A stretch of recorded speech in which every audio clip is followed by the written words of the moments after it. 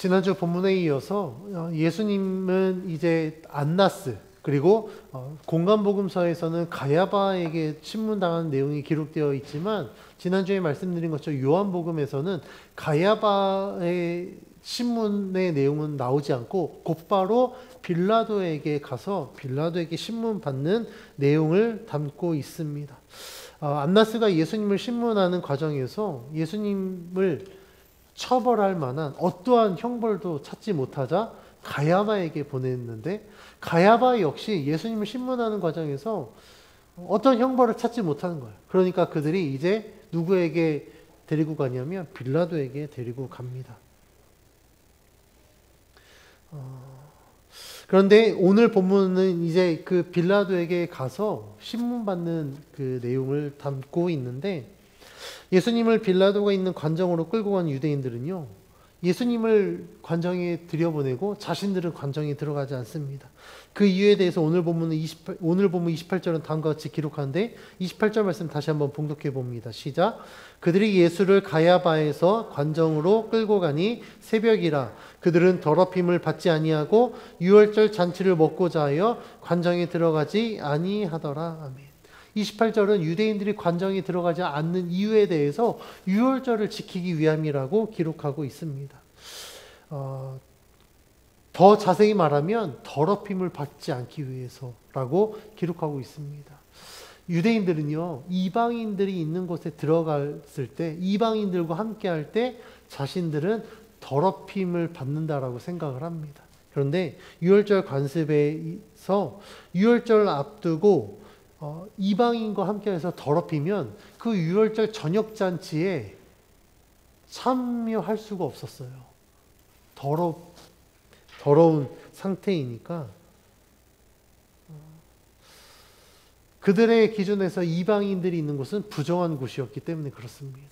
그런데 지금 빌라도의 관정은 완전 그들의 입장에서는 완전 그 부정한 곳이잖아요. 이방인이 살고 있고 이방인들이 출입하는 곳이니까. 그래서 유대인들은요, 내가 여기 관정 안에 들어가 버리면 내가 부정해지고 이스라엘의 가장 큰 절기인 유월절을 함께하지 못하니까 그 안에 들어가지 않습니다. 이런 유대인의 모습은요, 굉장히 위선적이죠. 굉장히 이중적입니다. 왜냐하면 유월절이 어떤 절기인지 우리가 돌이켜보면 유월절이 어떤 절기죠? 하나님께서 유대인들을 애굽에서 출애굽시켰을 때 그 하나님의 구원을 기념하기 위해서 지키는 절기입니다. 그러니까 유월절은 하나님의 구원과 굉장히 관련이 깊은 절기예요. 하나님이 우리를 구원하신 것을 기념하기 위한 절기라는 겁니다. 그래서 하나님은요, 이스라엘 백성들에게 이 유월절에 대해서 이렇게 말씀하셨습니다. 출애굽기 12장 26절 27절 말씀인데 제가 봉독해 드립니다. 이후에 너희의 자녀가 묻기를 이 예식이 무슨 뜻이냐 하거든 너희는 이르기를 이는 여호와의 유월절 제사라. 여호와께서 애굽 사람에게 재앙을 내리실 때에 애굽에 있는 이스라엘 자손의 집을 넘으사 우리의 집을 구원하셨느니라 하라 하매 백성이 머리 숙여 경배하니라. 아멘. 유월절은 이 한자 뜻대로 유월, 넘어가는 것을 기념하는 것이거든요.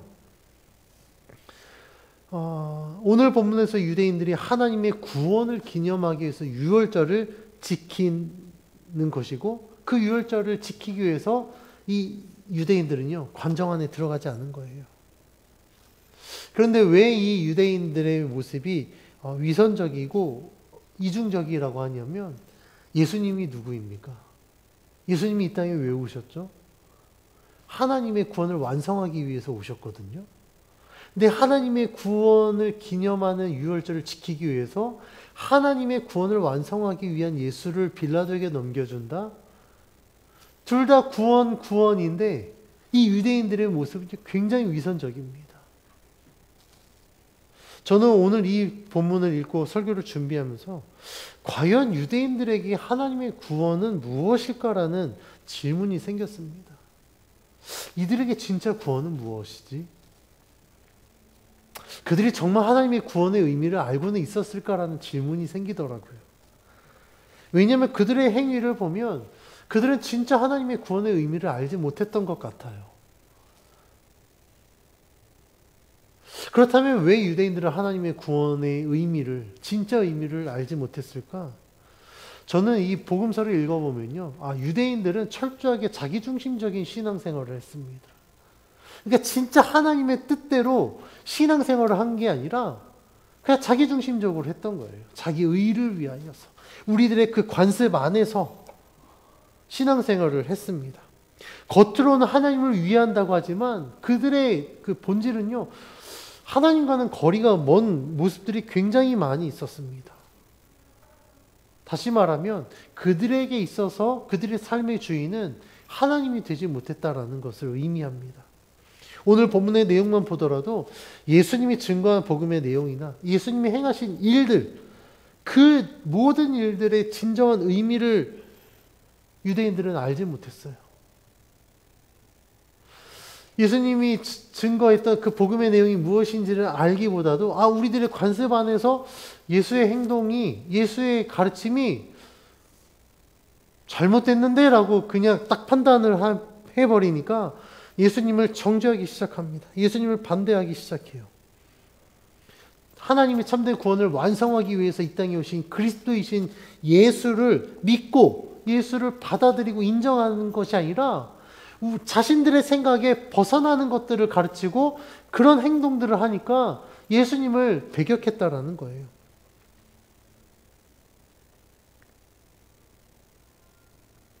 그래서 이들은요, 하나님의 구원을 완성하기 위해 이 땅에 오신 예수 그리스도를 받아들이기보다는 오히려 예수님을 지금 로마 법정 빌라도에게 넘겨서 심판하려 하는 모습을 보여줍니다. 그러니까 이런 모습만 보더라도 유대인들은 정말 하나님의 진정한 구원의 의미를 몰랐던 것 같아요. 만약 대제사장이나 유대인들, 랍비들 중에 정말 하나님 옆에 신실한 자가 있었다고 한다면 이야기는 달라졌을 겁니다. 왜냐하면 하나님 앞에 신실했다라는 것은 하나님의 뜻을 분명히 알았을 거거든요. 그러니까 모두가 다 자신들의 그 신앙 안에서, 자신들의 가치관 안에서 예수님을 거부하고 정죄할 때 하나님 앞에 신실한 자는요, 하나님의 뜻을 알고 아니다, 저분이 하나님이 약속하신 그리스도이다, 모두를, 이 세상을 구원하기 위해 이 땅에 오신 참된 그리스도다라고 외쳤을 겁니다. 그래서 이런 신실한 제사장들이, 이런 신실한 랍비들이 오히려 나서서 예수님이 증거했던 그 복음의 내용대로 사람들을 전도했을 거예요. 가르쳤을 겁니다. 진리로 인도했을 겁니다.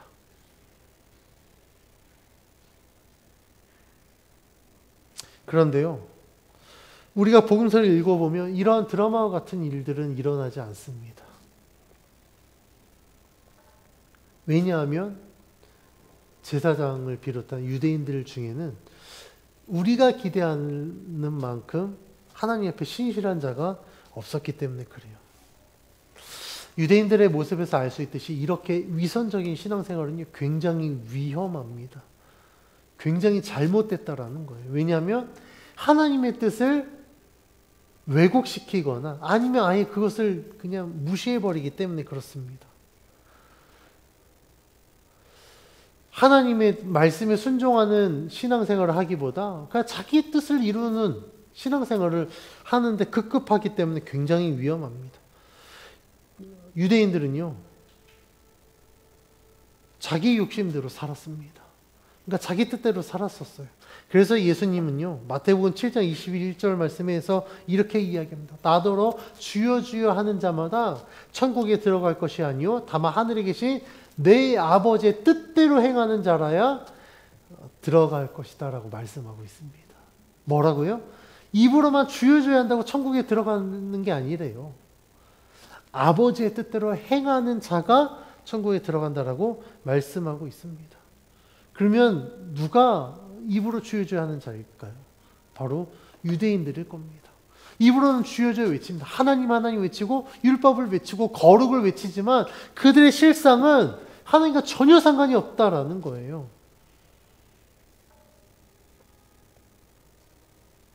오늘 본문에 나오는 이러한 유대인들의 모습도요, 분명히 하나님의 시각에서는 정죄받을 수밖에 없는 모습이었을 겁니다.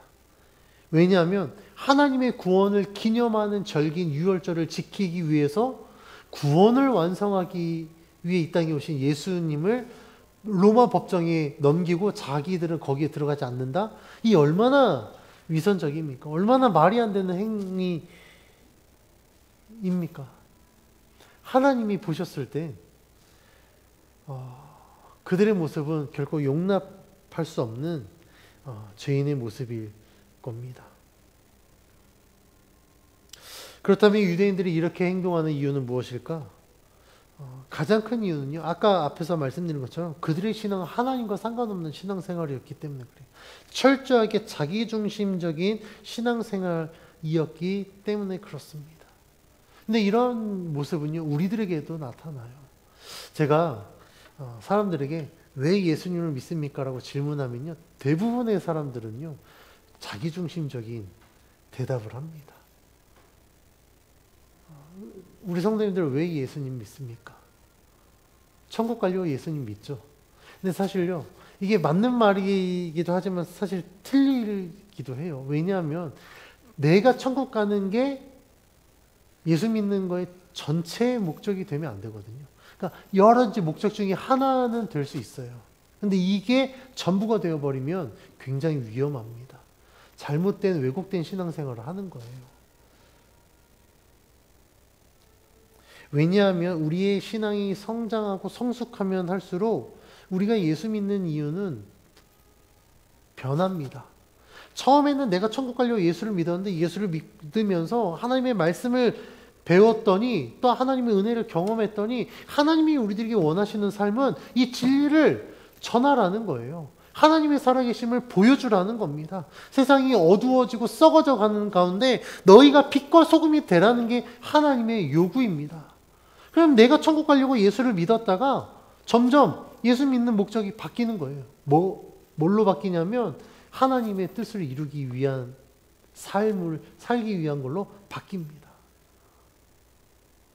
그러니까 내가 빛이 되고 소금이 되어서 세상 가운데 나아가서 세상의 잘못된 부분들 가운데 예수 그리스도의 복음을 증거하고 하나님의 살아계심을 증거하여서 믿지 않는 자들을 전도하고 세상을 변화시키는 그리스도인의 삶을 사는 게 신앙의 목적으로 바뀐다라는 거예요.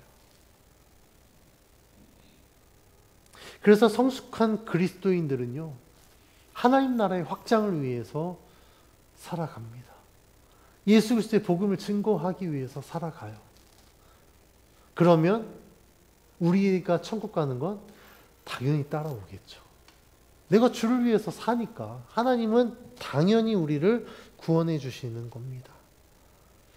그래서 우리들의 신앙의 목적은요, 이런 것이 되어야 됩니다. 내 중심의 신앙생활이 아니라 하나님 중심의 신앙생활이 되어야 된다라는 거예요. 근데 유대인들은 그 한계를 벗어나지 못했습니다. 그래서 안나스와 가야바가 신문을 해도 예수님의 죄를 찾지 못하자 지금 로마의 법정으로 끌고 온 것. 사실 이것도 굉장히 위선적인 모습입니다. 빌라도가 자신을 찾아온 유대인들에게 무슨 일로 예수님을 고발하는지 물어봅니다. 그때 유대인들이 이렇게 대답하는데 30절 말씀 같이 한번 봉독해 봅니다. 시작. 대답하여 이르되 이 사람이 행악자가 아니었더라면 우리가 당신에게 넘기지 아니하였겠나이다. 아멘. 유대인들은 예수님을 구원자가 아니라 메시아가 아니라 뭘로 규정하냐면 행악자로 규정합니다. 그런데 행악자로 규정은 하는데 예수님이 뭐 때문에 행악자인지는 말하지 못해요. 왜 그렇습니까? 예수님이 행악자라고 그 취급받을 만한 죄를 지으시지 않았거든요. 근데 그들이 예수님을 행악자라고 이야기하지만 정작 뭐 때문에 행악자인지는 말하지 못합니다. 유대인들이 예수님을 로마법으로 처벌하기를 청하자 빌라도는 다음같이 이야기합니다. 계속해서 31절 말씀 봉독해 봅니다. 시작. 빌라도가 이르되 너희가 그를 데려다가 너희 법대로 재판하라. 유대인들이 이르되 우리에게는 사람을 죽일 권한이 없나이다 하니, 빌라도가 니네 법대로 처형하면 될 것 아니냐? 행악자면 그렇게 하라라고 이야기합니다. 왜냐하면 당시 총독들은요, 로마법과 상관이 없는 고소에는 관여하지 않으려고 했습니다. 그러니까 유대를 다스리는 총독이긴 하지만 로마법 외에는 이런 종교적인 문제에 대해서는 관여하지 않으려고 했었어요. 근데 빌라도가 이야기를 들어보니 그들이 고소한 내용은 로마법에는 접촉되지 않았거든요. 그러니까 유대법에 해당했기 때문에 너희 법으로 재판하라라고 이야기를 합니다. 그런데 유대인들은요, 여기서 또 다른 위선적인 모습을 드러냅니다. 유대인들이 뭐라고 이야기하냐면 31절에 우리에게는 사람을 죽일 권한이 없다라고 이야기합니다. 과연 정말 유대인들에게 사람이 죽일 권한이 없었을까요? 아니요, 그렇지 않습니다. 예를 들면 유대법으로 예루살렘 성전에 있는 여인의 뜰과 이스라엘의 뜰에 이방인들이 들어가면 그들을 죽일 수 있었습니다. 그들이 심지어는 로마 군인이라고 할지라도 이 예루살렘 성전 안에 있는 이 뜰에 들어가는 자는요, 유대인의 법으로 부정하게 했기 때문에 얼마든지 죽일 수 있었습니다. 또한 복음서에 나오는 가늠한 여인 있잖아요. 사람들이 예수 앞에 가늠한 여인 끌고 와서 어떻게 하려고 하죠? 돌로 쳐 죽이려고 해요. 그 초대교회 스데반은요, 실제로 돌로 쳐 죽임을 당합니다. 그런데 유대인들은 지금 뭐라고 이야기합니까? 우리들에게 죽일 법이 없대요. 그 얼마나 위선적입니까? 자기 자신들의 법으로는 예수님을 정죄할 만한 법이 없으니까 억지로 로마법에 끼워 맞춰서 지금 예수를 죽이려고 하는 거예요. 그래서 이들은요, 예수님을 행악자라고 이야기합니다. 그 말인즉슨 지금 예수님을 정치범으로 로마법에 고소하려고 하는 거예요. 예수님을 마치 선동을 일으켜서 로마 황제에게 위협이 될 수 있다라는 것을 부각시켜서 로마법으로 예수님을 처형하려고 하는 겁니다. 그리고 그들의 의도는 예수님이 로마법으로 심판을 받아서 십자가형에 처하는 겁니다. 이들에게 있어서 예수님이 십자가 형벌을 받는 것이 중요한 이유가 있습니다. 왜냐하면 신명기 21장 23절 말씀에 보면 나무에 달린 자는 하나님의 저주를 받아서 죽게 되었다라고 기록되어 있거든요. 그러니까 예수님이 십자가에 못 박혀 죽으시면 그들이 어필할 때, 야, 봐. 자기가 하나님이라고 했고 하나님의 아들이라고 했지만 봐봐라. 신명기 말씀에 기록된 것처럼 하나님께 저주를 받았으니 저렇게 죽는 거야 라고 이야기하기가 얼마나 쉽습니까? 그러니까 이 모든 것들을 지금 유대인들은 기가 막히게 설계해서 지금 빌라도에게 데리고 온 겁니다. 그런데 유대인들의 기대와는 달려 예수님의 십자가는요, 형벌에 의한 저주의 개념이 아닙니다. 오히려 하나님의 언약의 성취의 결과입니다. 그래서 오늘 본문 32절은 이 모든 과정이 예수님의 말씀이 성취되는 것이라는 사실을 알려주는데 32절 말씀 같이 한번 봉독해 봅니다. 시작. 이는 예수께서 자기가 어떠한 죽음으로 죽을 것을 가리켜 하신 말씀을 응하게 하려 함이로라. 이게 뭐라고요? 예수님이 이미 자기 어떤 죽음으로 죽을 것을 알고 그것을 가리켜 말씀하셨고 그 말씀이 응하게 되는 것을 이야기하고 있다라는 겁니다. 예수님은요, 이미 앞에서도 자신이 어떻게 죽을 것인지에 대해서 말씀하셨습니다. 그래서 요한복음 12장 32절 33절에는 이렇게 기록합니다. 제가 봉독해 드릴게요. 내가 땅에서 들리면 모든 사람을 내게로 이끌겠노라 하시니 이렇게 말씀하시는 자기가 어떠한 죽음으로 죽을 것을 보이심이로라. 그러니까 유대인들은 예수님이 십자가에 못 박혀 죽으시면 야, 하나님의 저주를 받아서 나무에 달려 죽는 거야 라고 계획하고 이행하려고 했지만 예수님은요, 그게 아니라는 거예요. 하나님의 저주가 아니라 내가 나 자신을 이 세상에 구원하기 위한 희생제물로 드렸기 때문에 내가 땅에 들려서 나무에 달려 죽게 된다라고 이미 말씀하셨고, 지금 이 상황은 그 말씀이 이루어지고 성취되는 과정을 보여주고 있다라는 겁니다.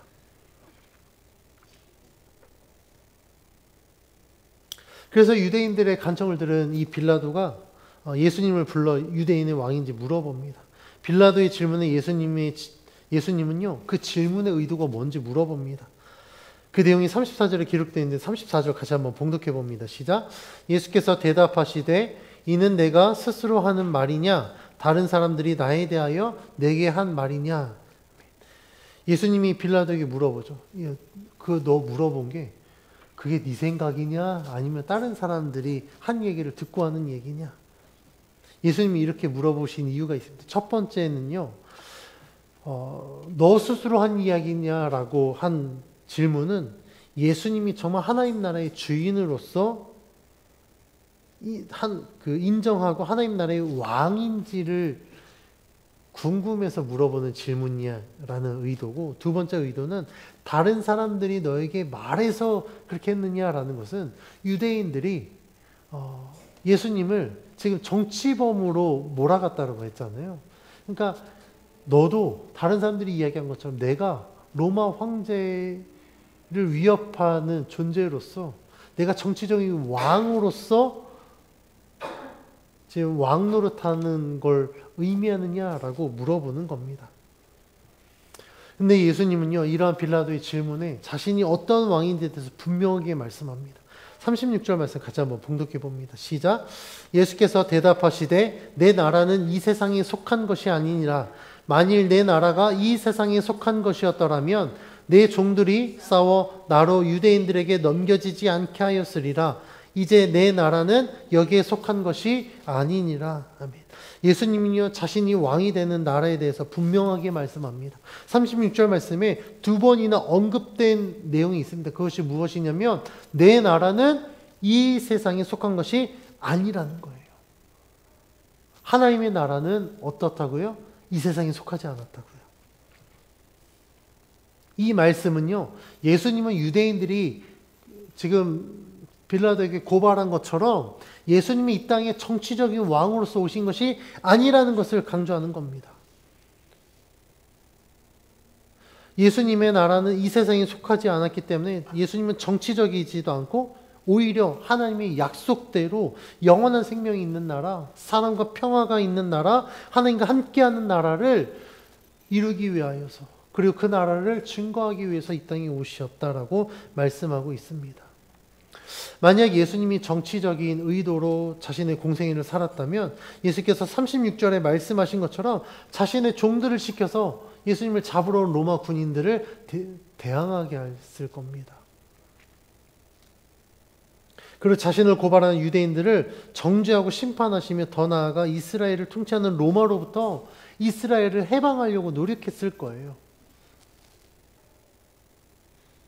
그런데 예수님은요, 정치적인 왕으로 이 땅에 오시지 않으셨습니다. 그렇기 때문에 예수님은 유대인들이 예수님을 왕으로 삼으려고 할 때마다 예수님 그 자리를 피하셨거든요.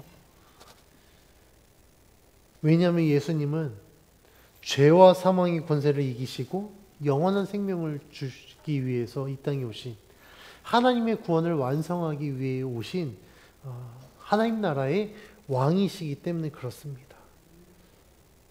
그래서 예수님의 가르침은요, 굉장히 복음적이었고, 예수님의 제자는 예수님을 보호하기 위한 자들이 아니라 오히려 예수님의 사명을 이어받아서 계속해서 하나님 나라의 복음을 증거하고 교회를 세우는 자들로 훈련된 자들이었습니다.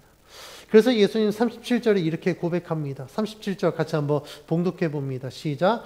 빌라도가 이르되 그러면 내가 왕이 아니냐? 예수께서 대답하시되 내 말과 같이 내가 왕이니라. 내가 이를 위하여 태어났으며 이를 위하여 세상에 왔나니 곧 진리에 대하여 증언하려 함이라. 무릇 진리에 속한 자는 내 음성을 듣느니라 하신대. 아멘. 예수님이 이 땅에 오신 분명한 목적을 말씀합니다. 내가 이것을 위하여서, 다시 말해 하나님 나라를 위해서 태어났고 그것을 위해서 이 세상에 왔다. 그래서 나는 이 세상에서 오직 진리에 대하여 증언하였다라고 말씀하고 있습니다. 그런데 예수님의 말씀을 들은 빌라도는요, 예수님의 말씀을 도무지 이해하지 못합니다. 왜냐하면 빌라도는요, 로마인이었거든요. 그러니까 하나님의 구원에 대한 개념이나 하나님의 나라에 대해서, 그리스도의 존재에 대해서 전혀 알지 못했기 때문에 그래요. 그래서 빌라도는요, 예수님께 진리가 무엇인지 물어봅니다. 예수님 37절에서 무릇 진리에 속한 자는 내 음성을 듣느니라고 말씀하십니다. 진리를 믿고 진리에 속한 자는 예수님의 말씀을 듣습니다. 예수님의 음성을 듣는다라는 건 단순히 소리를 듣는 이 청각적인 개념을 의미하는 게 아니에요. 이 듣는다에 사용된 헬라어 아쿠오는요, 귀 기울이다, 순응하여 응답하다, 어떤 의도를 가지고 듣다라는 의미를 갖고 있습니다. 그러니까 예수님의 음성을 듣는 진리에 속한 자는요, 그냥 리스닝이 아니라는 거예요. 그러니까 청취가 아니라 그 말씀을 듣고 그 말씀대로 행하는 것. 그 말씀에 순응하여 응답하는 자라고 이해하면 됩니다. 이와 반대로 진리에 속한 자는요, 빌라도와 같이 예수님의 말씀을 전혀 알지 못해요. 그러니까 진리를 이야기해도 도대체 진리가 뭔지를 알지 못합니다. 근데 우리가 여기에서 눈여겨봐야 될 부분이 있습니다. 그것은 무엇이냐면 바로 빌라도의 질문이에요. 빌라도가 뭐라고 물어봤죠? 진리가 무엇이냐? 우리는요, 이 질문을 우리 스스로에게도 던져봐야 됩니다. 제가 만약에 우리 성도님들께 진리가 무엇입니까? 라고 물어보면 우리 성도님들 대답하실 수 있습니까? 예수를 믿지 않는 자가 예수님 믿으시죠? 진리가 도대체 뭐예요? 라고 물어보면 말할 수 있냐는 거예요.